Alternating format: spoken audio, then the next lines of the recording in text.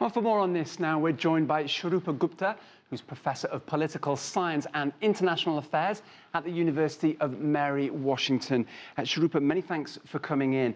Nobody likes tax reform. I can't imagine anybody says, wow, what a fantastic idea this is. You saw those pictures there. Those traders are pretty steamed up.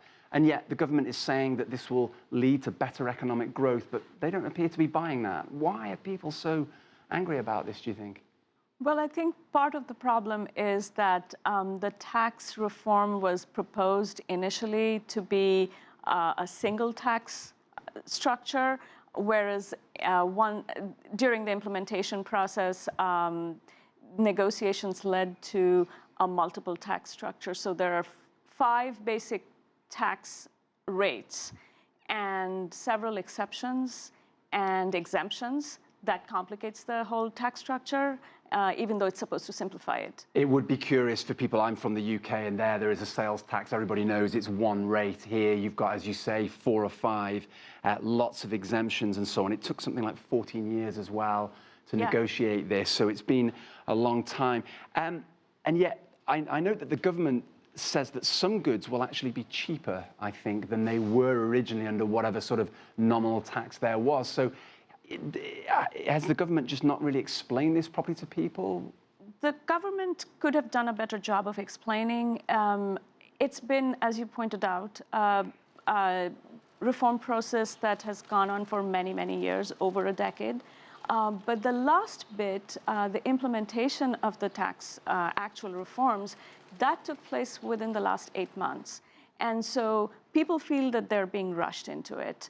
And consumers are a little unsure what to expect in the stores, whether they're going to actually see the benefits of the tax reductions that you talk of, or whether they're just going to be at the mercy of the store owners. One colleague from India who I was talking to just before we came on air said that really this is a sort of town versus country issue, that many people in India in the metropolitan areas like Delhi, Bangalore and so on, they won't really mind this because they're used to this kind of thing, but it's these millions of small independent traders in rural areas who perhaps don't even use the internet, don't have perhaps modern accounting methods. They're the ones who are going to struggle. Absolutely.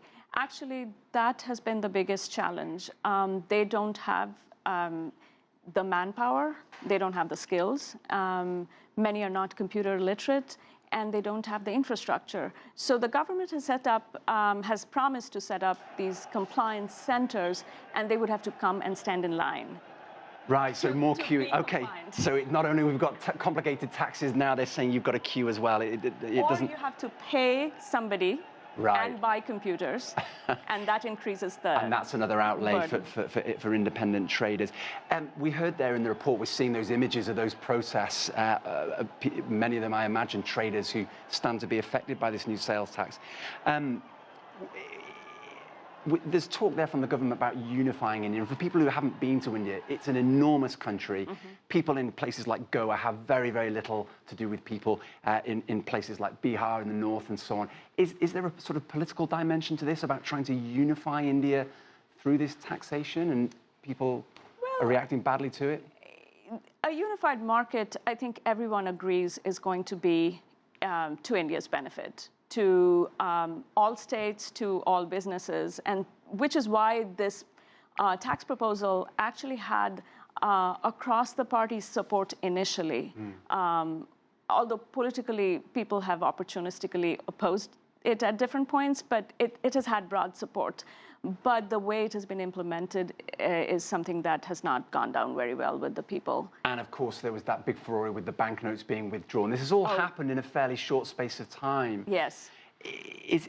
What's your view of this? Will, in 10 years, people have forgotten about this kind of these problems and say, well, that was a painful transition, but now everything's fine? Where do you see things going? Well, the next year, couple of years are going to be very crucial. If the implementation of this, the rollout goes on smoothly, people actually expect that this will give a shot in the arm to the reform process in India, which is actually very badly needed. So it has potential upsides, but it really would depend on whether the government handles it well from now point on. And hopefully it will bring that economic growth that they seem to forecast as well. Right. We'll have to leave it there. Surupa Gupta, many thanks indeed